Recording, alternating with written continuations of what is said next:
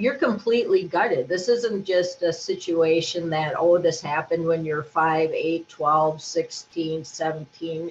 It's this happened, but it altered everything for you. You now look through glasses that are fogged, that you're trying to make sense of the world, but it's hard to make sense of the world when there was evil done to you very early on in your life. It affects your thinking, your metabolism, your whole being.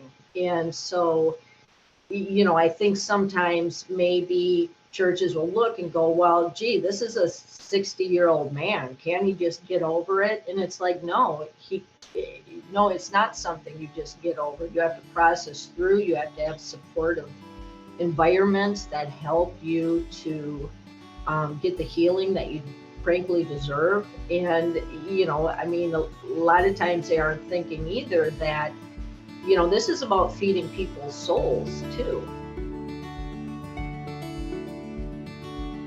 A reporter from the Miami CBS affiliate, stuck a mic in my camera in my face.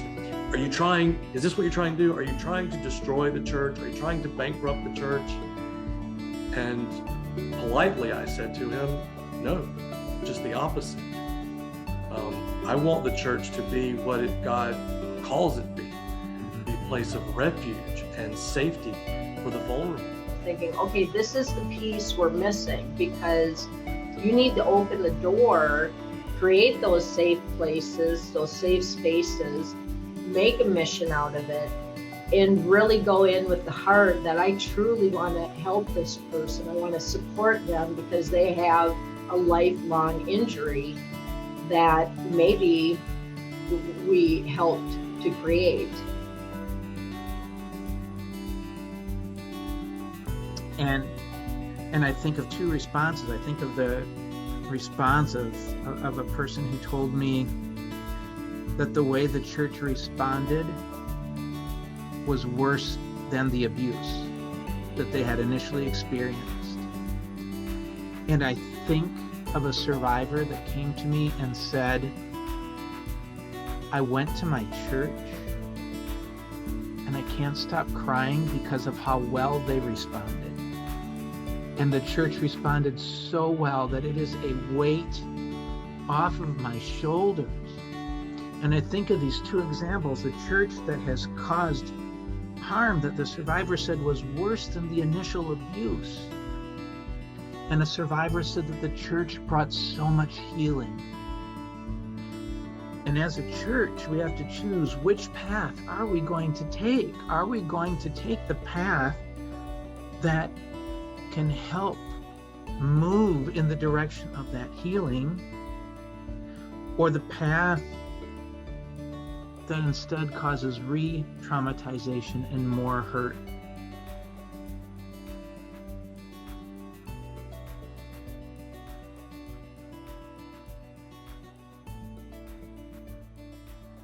Hi, everyone. Thanks for joining us today as we have a conversation around peer support. We're in the middle of a series with our Grace Live conversations where we're looking at 6 principles of trauma-informed practice and how we can apply them in our faith communities.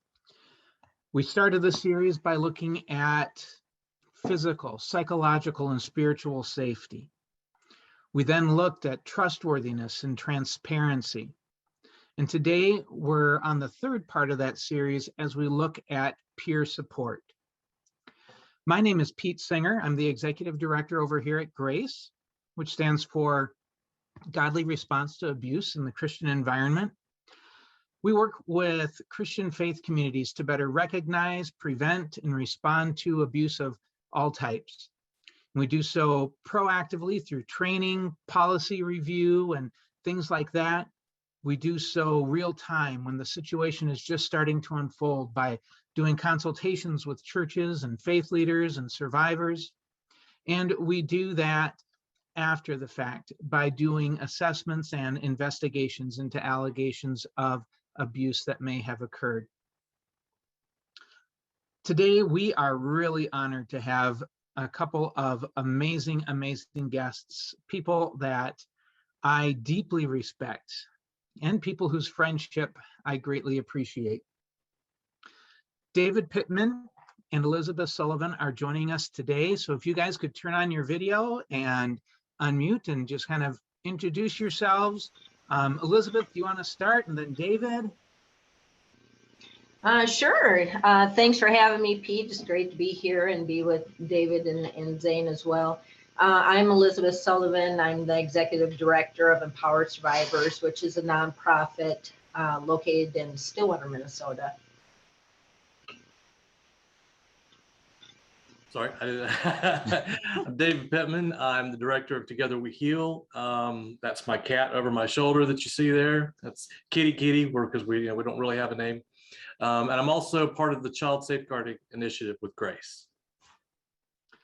So thank you for joining us. And I would encourage anyone watching, I think we're going to put the website addresses for both Empower Survivors and Together We Heal, two great organizations. Please check them out.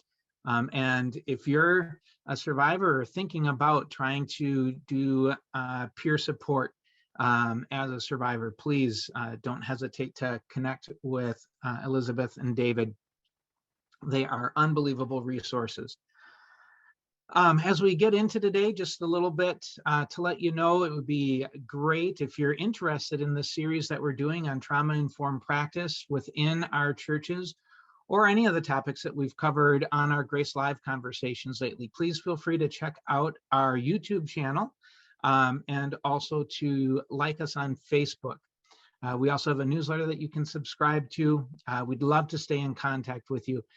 So any of those options would be great. You can also check out our webpage at www.netgrace.org. So as we get into talking about peer support, as we had those slides going at the start here, we were giving a definition of that. And I'll just read over that definition real quickly, and then we'll jump into our conversation. So the term peers, as we talk about peer support, refers to individuals with lived experience of trauma.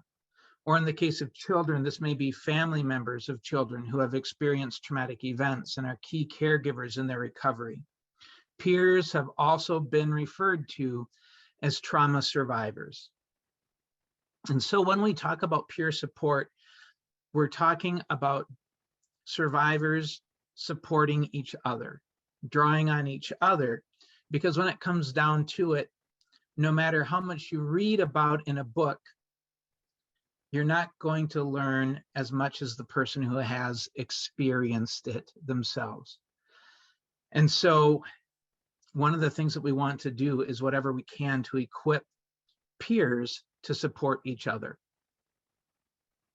So as we really get into that, we want to look at what even is peer support. How do we do that? And what does it look like? So if you guys could give me just a little bit of your input, how do you look at and define peer support? What does that often look like? David, did you want to start? Actually, I was going to say, I was going to defer to Elizabeth with what they do directly, and then I'll put my 2 cents in, if that's okay. Yeah, that's great.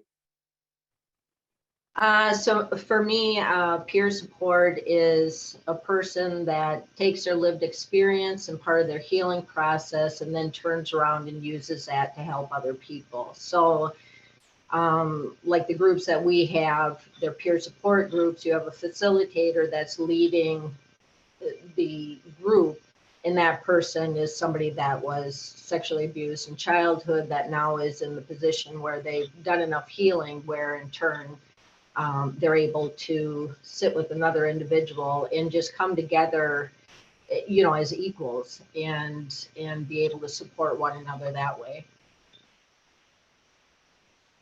See, but it's really too, well, you know, sorry, David, I'll say too, I was told when I was getting certain trainings, they said it's being a professional and not being a professional. So it's, peer support is, there's things that you're going to learn from a fellow peer that you may not learn from somebody who maybe is a therapist, because they may know the educational background and psychological background, but they don't know what it's like to truly be sexually abused in childhood and all the things that, we struggle with as survivors. So it's really putting everybody on equal ground, creating a supporting and loving atmosphere, and helping people learn skills.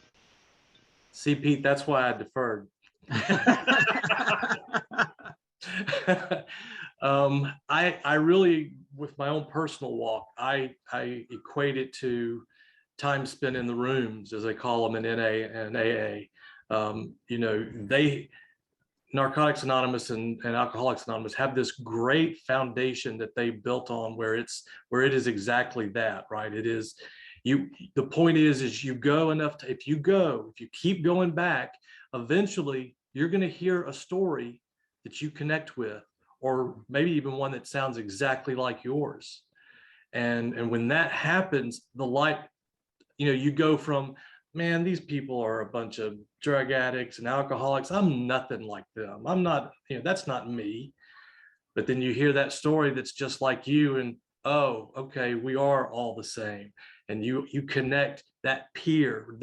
You're no longer sitting up here looking on your high horse. Yep, I'm right there with you. And with sexual abuse, it is the exact same thing. You just being able to hear your story from someone that you can tell they're speaking the truth. They've experienced the same emotions, the same trauma, and that allows you the opportunity to feel free enough to say maybe what you haven't said ever. It sounds like what you're saying there, David, is that it creates an extra sense of safety almost. Absolutely. But that maybe you've never had in your life, since the trauma began, since the abuse began.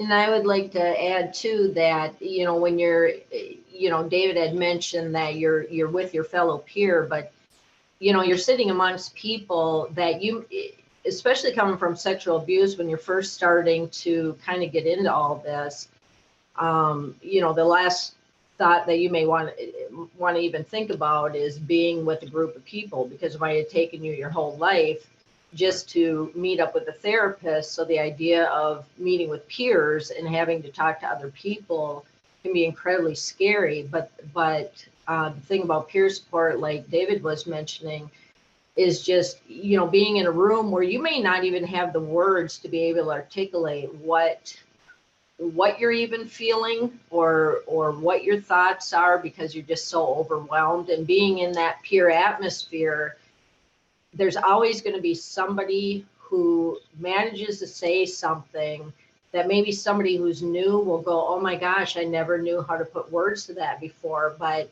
that's exactly what I'm going through. And so you have these light bulb moments that you may not have otherwise.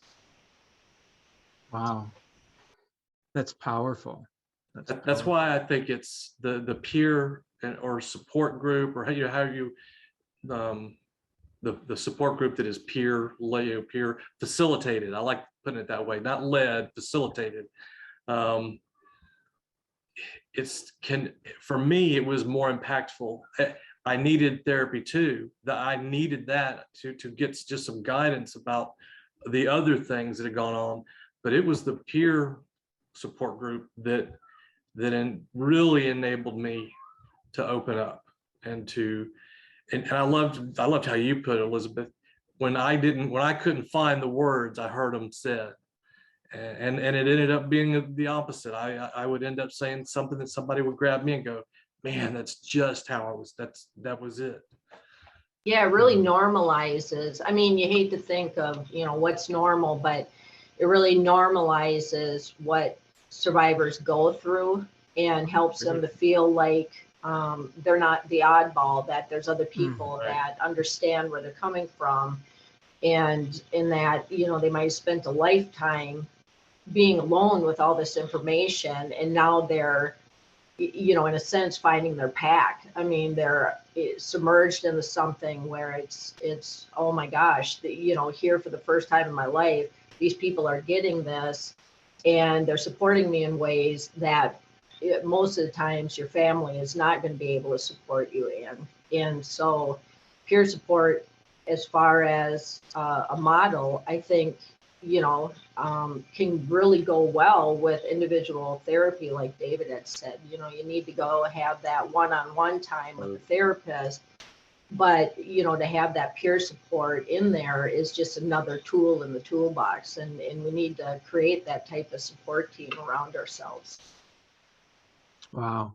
I love what you're saying, just that not feeling alone. And so often it seems like abusers use that isolation and use that aloneness as a weapon, and just how, as you guys described, peer support, it totally disarms that, because you're no longer alone. You are surrounded by people who get it, who have lived it. That's so powerful. I hear both of you saying that peer support has been instrumental in each of your journeys. But what if, as a survivor, you're not ready either to receive that peer support, or you're not ready, you don't feel ready to be a source of support for somebody else, either ready or qualified? Why would what just I think matter? Fortunately, there's still not as much as is needed, but fortunately now we are further along with available resources for survivors who haven't, who don't feel comfortable, whatever, going in that position. I'll give it just a couple of names, whether it's 1 in 6 for men. SNAP has some great things you can look at. Even our Together We Heal website, if you go to the resources, there are ways that if they're not ready to get into that face-to-face encounter, online, there are some amazing resources now. And there's so many, it would take up too much time to list them. Just, like I said, whether go to ours, SNAP, Together We Heal, 1 in 6, and just look on their resource page.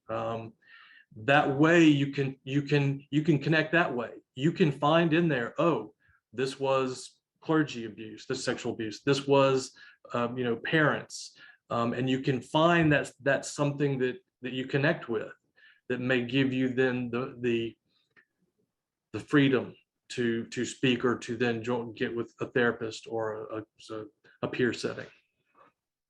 I think that's a great suggestion, because I think so many times, I know when peer support was first mentioned to me as a childhood sexual abuse survivor, the thought of going to a group, I remember being, when my therapist told me about that, I thought, you have got to be crazy. I mean, it took me 40-something years to get to the point where I actually uttered this to you. And now you want me to sit in with a group of people and spill my guts to them? How is this beneficial? Plus, it scared the hell out of me, because I thought, how am I going to come into some public setting? Because at that point, I'm scared to death anybody's even going to know that I was sexually abused. Because if they know if I'm sexually abused, then they may, in my head at that time, it was like, now they're going to think that I'm going to abuse their kids. And they're going to think I'm all messed up, and I already think that I'm trash, and all these negative things that swim in our heads. And so the thought is super scary. So, I mean, what David said about looking on the computer, getting information, you don't do it until you're at that point where you're ready. And sometimes you might need a little bit of push, but on the other hand, you don't want to have that push. You have to determine when the time is right for you. And, it may be, maybe even before you go to the group, just having a chat with the person that's the facilitator can put your mind at ease, because you can have that conversation before you actually go into the group. But if you can get past that piece, and I think a lot of times for survivors, they are looking for information, and they may get information and they might sit on it a year or two. And that's why I always tell people, when they call and get the information, they're saying, well, I'm scared to death to go into a group. I say, absolutely. I was too. And this is normal in the survivor realm. This is normal to be scared to death to put yourself into that type, because you're being vulnerable. And, most of us, we learned that vulnerability meant we were going to get hurt. So why do we want to step into that?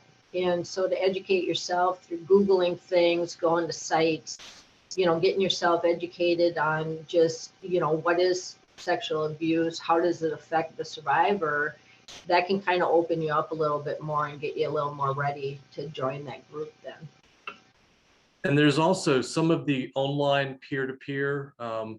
You can even be a part, and you're not required. It's like you don't have to show your face. You don't have to show a name. You could just be there listening. And so that would be another way to do it, where you're not feeling as though you are vulnerable, right?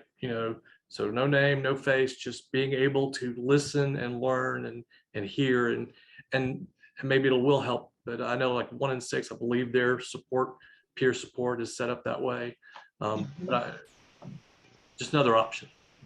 That's a great option. Sorry, Pete, I didn't mean to talk over if you were going to say something, but that's the thing. I tell survivors when they come to us, it's okay to use an alias. It's okay to use a picture that, doesn't identify you. And, because like I said, that's one of the hardest things is coming to something like that, because in person, over Zoom, you have that capability. So it's kind of nice to be able to come into that at first. And we've had people come in where, I'll tell them, you may have to be there several months before you get the voice to be able to say something, and that's okay. And if you need to use an alias, to protect your privacy, that's okay.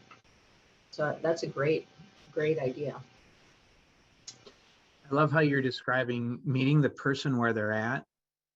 And I also love just the different options that y'all are describing that range everywhere from in person, where we're going to meet in the same location, to we're going to meet by video, and it'll be up to us if we show our real appearance or an alternative appearance, our real name or an alternative name, or even just a totally anonymous option, as David was describing, where you don't have to identify yourself at all and you can just sit and listen. I love that range, that variety of options that are there.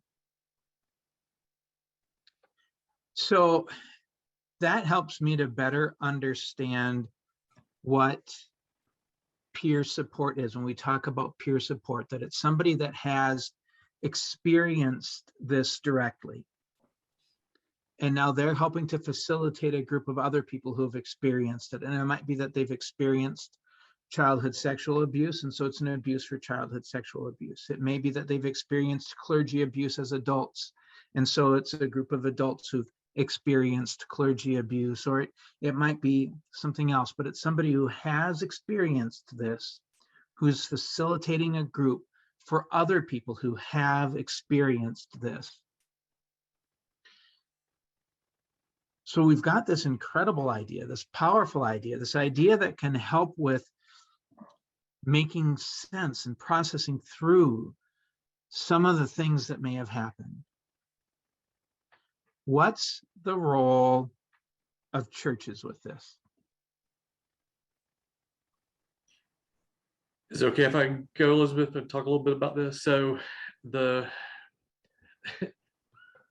as a survivor of sexual abuse by a member of the clergy, I made a couple of notes when we were talking about this last week.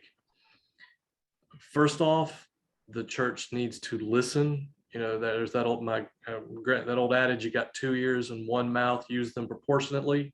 Right? This is definitely the case for that, right? The church needs to listen a lot more than they talk. They need to listen to survivors. They need to lament as the scripture teaches churches, you know, Christians too. They need to lament over this. And then they need to understand that this needs to be done by either one. If it's a professional, it'd be trauma informed, but if it with the peer, let them lead it. If the peers bring up scripture and how the Bible has helped them in certain ways, that's fine. But it is not to be a designated Bible study time. And the church needs to understand that not everything it does has to be set up that way. Ministries can be amazing in a million different ways where a verse of scripture is never uttered, right? Our actions speak our faith, right? When we hand things to the homeless, we give them food and shelter, right? There's no scripture mentioned. You're acting as Christ. The same thing applies here with these groups. Let them work through it at their speed, at their rate, and don't allow the opportunity for scripture being weaponized against them, as it was so often in cases of abuse that occur by members of the clergy.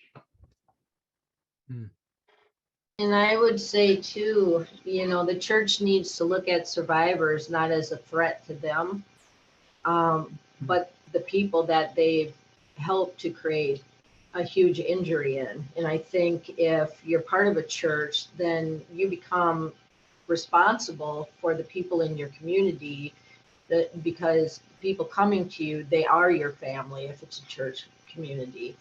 So, you know, to create a loving, non-judgmental atmosphere that's safe for survivors to come and to be able to find some healing, and for the churches, to be part of that. If they do it right, it's going to help them so much more than the way that they handle it now, unfortunately. And I think just to take that, what you had said, and go even a step further, or a giant leap further. The church, right? Capital T, capital C, the church handles this either wrong, as you mentioned, or like with us, with Grace, they'll take it in baby steps. And here's the irony of it. It should be just the opposite. It should be a full ministry in and of itself, right? You got 20% of the church is made up of people under 18. Around a little over 20% is over 65. People with disabilities around 15%.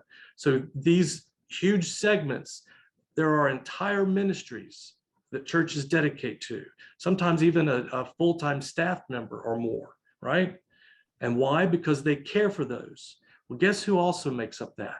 1 in 3 girls and 1 in 6 boys before the age of 18 will be, or already have been, sitting in the pews sexually abused. That's 20% of the church, folks. It's the same number. Churches aren't going far enough with this. Why they haven't stepped up and said, wow, we've got all these people sitting in the pews and we're not, who was it you told me, Pete? Somebody said it's the largest unministered to. Was it you was telling me that? I'm not certain. It may have been Bob. But somebody said that Diane Langberg said that it's the biggest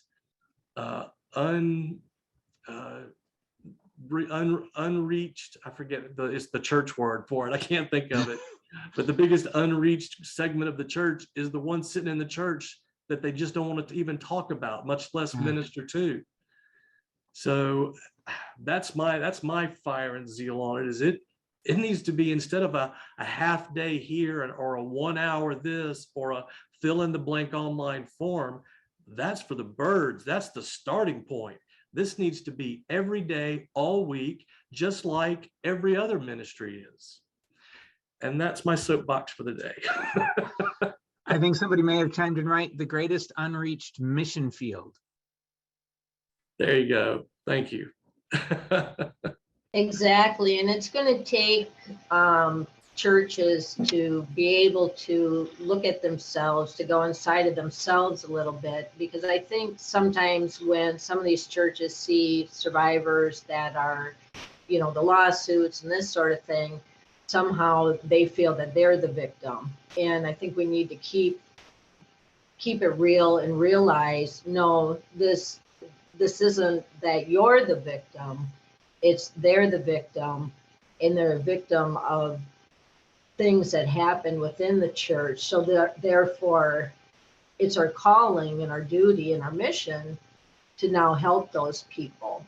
And I think there's a lot of really well-meaning people that may be trying to do the right things, but they just don't realize, what it is to be a survivor. So they may say something without even realizing that it's damaging. Like after our discussion the other week, I got a call from a priest that I used to know years ago. Really nice man, really nice priest. But he said to me, can you come and speak on forgiveness? And the forgiveness piece was that he wanted me to come in and talk about how survivors can have forgiveness for those who violated them, that raped and molested them.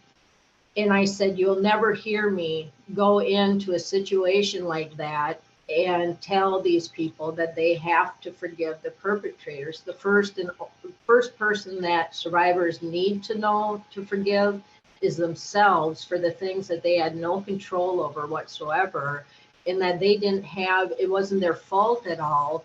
But just, I had to explain that to a survivor hearing something like that, that just adds insult to injury type of situation. And I know he meant nothing by it. I mean, as far as he didn't realize how that would sound. And, I kind of chuckled at it just because, in my head, I'm thinking, okay, this is the piece we're missing, because you need to open the door, create those safe places, those safe spaces, make a mission out of it, and really go in with the heart that I truly want to help this person. I want to support them because they have a lifelong injury that maybe we helped to create. And so it's going to be our jobs, saying the church's jobs to learn as much as they can, bring a survivor in, have a discussion with them. How did this affect you to the core? How did it affect you as you were growing up? How did it affect you growing into an adult and having relationships? Because there's a whole story just in that. And so to really meet people where they're at and have these discussions and go into it knowing that there's things that you need to learn, and you might need to learn those things by talking to somebody who's either a survivor themselves or somebody that's trauma informed. I think that's so powerful. I think Paul wrote at one point, the one who thinks they know does not know what they need to know. And just the importance of being able to stop and listen. Both of you have highlighted how essential that is to listen to the person who has experienced it, because you can read all the books that you want, and it's never going to give you the level of understanding that a person has who has actually lived it. I think another key piece is one of the things that you referenced a while back. And you talked about how the importance of churches as they consider what role they might want to play in facilitating peer support, needing to not be focused on the survivors might be the enemy. We could be at risk because of the survivors. What if somebody says that they were abused in our church? And obviously there's a lot of abuse that occurs outside of the churches as well as inside the church. As a survivor, how do I help my church see I'm not the enemy? Or is that something that they need to just go through on their own? Yeah, I don't know how you, again, I like give my a life example. I was working with SNAP. We were in front of the diocese in Miami. We were they were protecting, like physically and legally protecting a priest who had had dozens of victims over decades, that they're just the ones we know about. And so a group of us were standing out front trying to get some media attention to there may still have had victims that he could be prosecuted for that were still within the statute of limitation, but we kept getting rebuffed by the church. And a reporter from the Miami CBS affiliate, stuck a mic in my camera in my face. Is this what you're trying to do? Are you trying to destroy the church? Are you trying to bankrupt the church? And politely I said to him, no, just the opposite. I want the church to be what God calls it to be, the place of refuge and safety for the vulnerable. And he kind of stepped back a little bit, and like, I wouldn't be standing here and I wouldn't be talking about these things if I didn't care, if it didn't mean something. So for people within the church that don't understand that when a lawsuit takes place, that's when every other avenue of attempt has failed to get the attention to protect children. It's the last resort. It's not about money. It's like myself. I've certainly never gotten a penny. I've never asked for a penny. And that doesn't, I don't mean that to sound those that do. I was at a place where the perpetrator got called out, right? In my instance. So we didn't have to go down. We didn't have to get to that point. Ironically, he's been taken back to a church. So now we got to go back to this church. So it's much more, I think, Pete, it's much more about what the church that doesn't have that understanding, them coming to an understanding. Maybe for a change, listening to us, like in situations like this, or going, you know what, next time I'm at a place, or Elizabeth's at a place, why don't you go listen to us speak, or go listen to any of the things that have been recorded or we've written, and then decide for yourself, do we sound like we're trying to destroy the church, or does it sound like we're trying to help create it be what it should be? I agree 100%. And I think too, so many of these survivors, and I remember saying this to our archdiocese in Minnesota here, I said, half these lawsuits probably wouldn't have even ended up a lawsuit if the people that you harmed, that were totally gutted, that their life was altered, that you totally just turned their lives upside down, if you would have just listened with an open heart and a loving ear, and just truly be there for that person to say, I am so sorry that this happened to you and you didn't deserve any of it. But unfortunately, too often the survivors don't get that type of, they don't get that. And for many, you're completely gutted. This isn't just a situation that, this happened when you're 5, 8, 12, 16, 17. It's this happened, but it altered everything for you. You now look through glasses that are fogged, that you're trying to make sense of the world, but it's hard to make sense of the world when there was evil done to you very early on in your life. It affects your thinking, your metabolism, your whole being. And so I think sometimes maybe churches will look and go, well, gee, this is a 60-year-old man. Can he just get over it? And it's like, no, it's not something you just get over. You have to process through. You have to have supportive environments that help you to get the healing that you frankly deserve. And, I mean, a lot of times they aren't thinking either that, this is about feeding people's souls too. I mean, these kids' souls were affected by this. So if we're truly trying to live out Christ's mission, we're going to want to be the physician. I mean, as a church, you're the physician.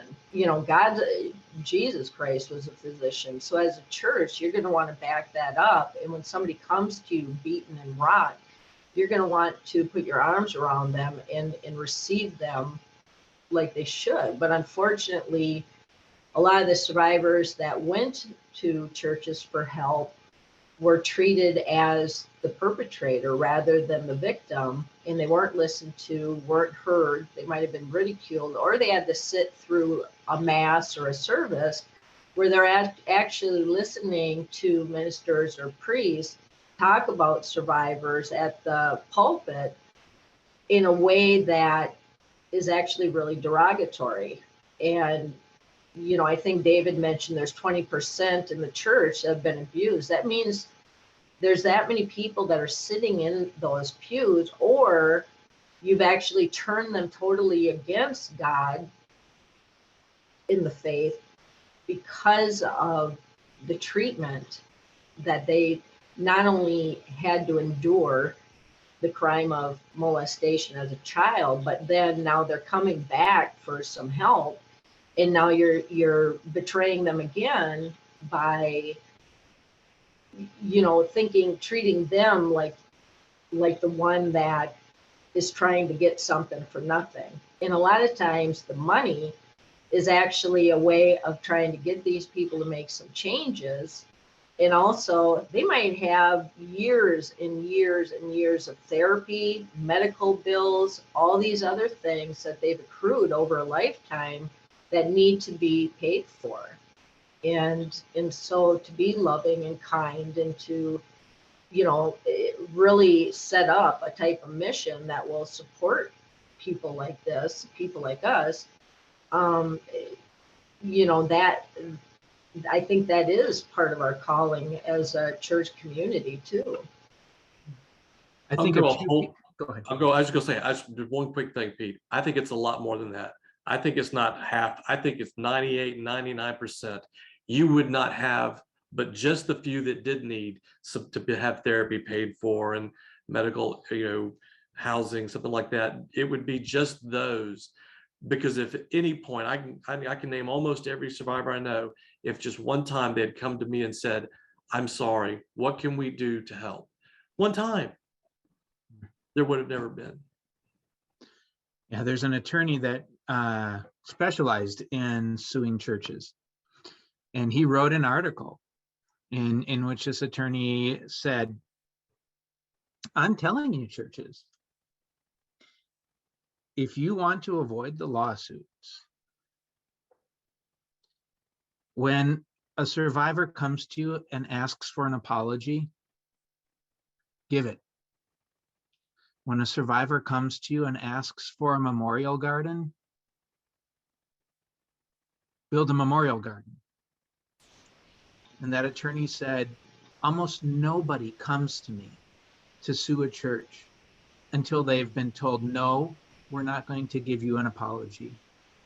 No, we're not going to do the memorial garden. No, we're not going to acknowledge what happened. And so that's incredibly powerful. And I think of survivors that have talked either with me or spoken with Grace. And I think of two responses. I think of the response of a person who told me that the way the church responded was worse than the abuse that they had initially experienced. And I think of a survivor that came to me and said, I went to my church and I can't stop crying because of how well they responded. And the church responded so well that it is a weight off of my shoulders. And I think of these two examples, the church that has caused harm that the survivor said was worse than the initial abuse. And a survivor said that the church brought so much healing. And as a church, we have to choose which path are we going to take? Are we going to take the path that can help move in the direction of that healing, or the path that instead causes re-traumatization and more hurt? And I think what we have to recognize as a church is the way that we figure out how to navigate that path is to listen to the people who've been impacted, to listen to the people that that's going to most apply to. We have to do that as a church. I feel like a bobblehead because I keep nodding my head so much because this is really what it's all about. And David was right. It is more than 50%. I was trying to be, kind of nice. But the truth of the matter is you're right. It is more than that. And oftentimes that same child that was hurt in the church, if they did come forward as a kid, they might have had their own parent go home and beat them because how dare you say something about a priest doing something like that? How dare you speak these kinds of things? And I think when we hear the word rape and molestation, we're not really understanding what exactly does that mean. I mean, and I won't go into details, but we hear the word, but it's like, no, you don't really understand it because there's so many things. The whole system gets affected. And like you said, Pete, how people react to the survivor can actually damage them more. And many survivors have been damaged. And I think, like you said, I mean, the church has the power to just breathe fresh air into a survivor and help them to heal, to feel cared for, and to get the help that they need. And I think churches, could really do something good. And I know I had mentioned in one of our meetings that oftentimes churches might have a mission for those that aborted, children. And I think if we can have situations like that, why wouldn't we then have missions for children that were hurt by clergy or people that were looked on as ministers of Christ?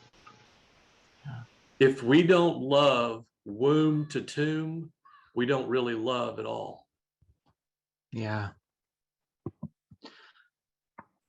Well, I think at this point, you guys have given us so much to think about, so much to mull over, and we appreciate your wisdom so much and being willing to share that with us. We have a few questions that I wanted to address, some that have come in from those listening. And I guess one question, and this question could be either a source of hope or despair. Are there any churches like that? Yeah, there are. I mean, my wife and I attend a little Episcopal church here in Stuart, Florida.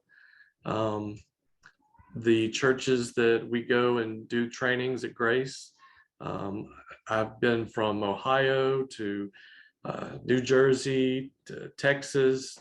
I've before working with Grace, when I was just doing Together We Heal work, I've been out to the West Coast, to the Pacific Northwest, and spent time with some churches there of all denominations. I mean, from Mennonite to Baptist to non-denom to Presbyterian, you name it. We've done it. So there are.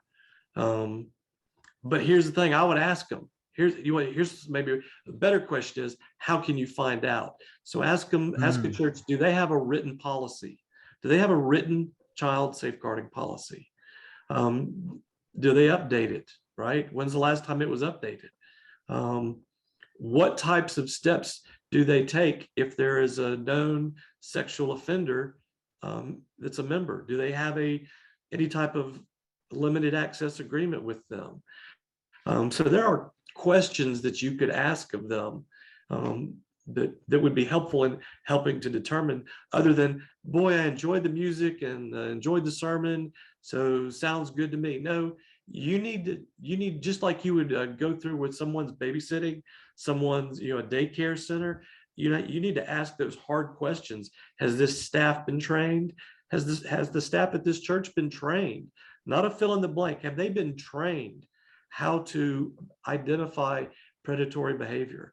So ask them the hard questions. I think that's great information, and I know that there are some. It's hard to find, but I know one of the first groups I ever went to was a Baptist church. I wasn't even Baptist, but because I was looking for any type of support, I found out about them, and they had a whole program. I mean, they literally had a whole mission. And I remember walking into that church and thinking, I have never had anybody treat me this kind. And they made a whole, it was a workbook series that they took us through. And I could take bits and pieces. Maybe some of it might have conflicted with my own church at the time, because I was born and raised Catholic. But they created this whole ministry around it that ended up just being beautiful. I mean, it really, their thought was, we're all, here to support one another. They saw the injury. They, believed that Christ is the ultimate physician. And therefore, they created this whole ministry around that. And it was actually really beautiful. That's cool. We've had a couple more questions, and I know we're starting to get tight on time. So last question, both from the perspective of a survivor and from the perspective of a church. What's the first thing I need to do? As a survivor, if I want to try and get something like this started in my church, what do I do? If I'm in the church and I think we need to do this, what do I do? As a survivor, I want to know, well, and this kind of is both. Ask the question of your own church. Do we have, if we're gonna make a safe place, then we need to first build that safe place.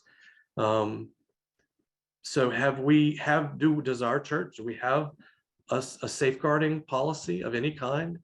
And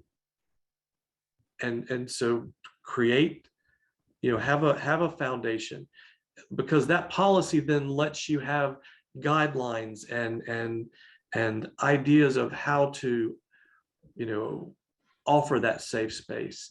And for the people in the church, ask that of them, because I think that's where you got to start. You got to create a safe place to begin with. If you're going to go move to you got a lot of land, but if you don't have a house to live in, you're just going to be out in the cold. Yeah. And I agree. I think, for church communities to just have an open heart, to not go into things being on the defense, but rather going from a loving aspect of, I'm so sorry this happened. And, I'm not, even if they don't know what to do, to even say that, we don't have anything at this time, we're not even sure how to deal with this, then churches can reach out to one of us. I mean, reach out to Pete, reach out to David, reach out to anybody, and they can be stepped through the process, because it is hard for people to know, how do we do this? It's, and I think it's hard for survivors too, coming to a church. That takes a lot for a survivor to come to a church. So I think being open to just hearing what the survivor has to say, maybe some input. But some of this can be really hard for people to get, I think. And as a church, you don't have to reinvent the wheel. Believe me, we have poured blood, sweat, and tears into developing safeguarding initiatives. And whether you use Grace or some of the organizations, just get something started. That's the key. And there's materials available that give you that foundation, like we did Grace. I was doing what Together We Heal before Boz, gave me that call. He didn't even get to finish asking the question. He's like, "Hey, would you come?" Yes. We, not just us, but anyone that does this work. You don't have to try and start from scratch. Reach out to these types of organizations and simply utilize what is available. It's there. And I would add too, go into this with believing the survivor. I mean, with that kind of heart, that this person that comes before me, I believe them, because we know statistically, people generally do not make up that they were raped and molested. I mean, there might be a very, very tiny percentage, but 2%. So we know by that if somebody's making an allegation or somebody is coming to you, one of the first things, besides creating that loving atmosphere and I'm sorry this happened to you, but I believe you, just letting them know that they're believed, because they might have spent a lifetime not being believed, seen, or heard, and you can either make or break them in their healing. That's powerful. Thank you both so much for joining us today. And thank you everyone for listening in and for all the comments and questions that were added. I know that there were several that we didn't quite get to, and I've saved those questions and we'll try and respond to them. You can also please feel free to email us at Grace with those questions, info@netgrace.org. And we can try and connect with David and Elizabeth to see if we can get some answers to some of those questions as well for you. Next month, in April, we will be talking about the fourth principle of trauma-informed practice, collaboration and mutuality. Seeing that we are in this together, recognizing that we have to collaborate and cooperate on so many levels. On one level, a church collaborates with survivors, like we were talking about today. It's not what the church is going to go and do to them, not what the church is going to do for survivors, but what the church does with survivors. And then we have to recognize that we collaborate with each other. We collaborate within our faith communities, within our disciplines, and we have to recognize that we even need to go outside of that. And as a church, we collaborate with a mental health provider. As a church, we collaborate with the social worker. We collaborate outside. And so we'll be looking at collaboration next month when it comes to addressing abuse or trauma that people may have experienced within our faith communities. Thank you again for joining us. Please feel free to visit our webpage, www.netgrace.org, and please check out the websites for both Empower Survivors and Together We Heal, amazing organizations led by amazing people. Thank you, Pete. Thank you, Elizabeth. Thanks, everyone. Thank you.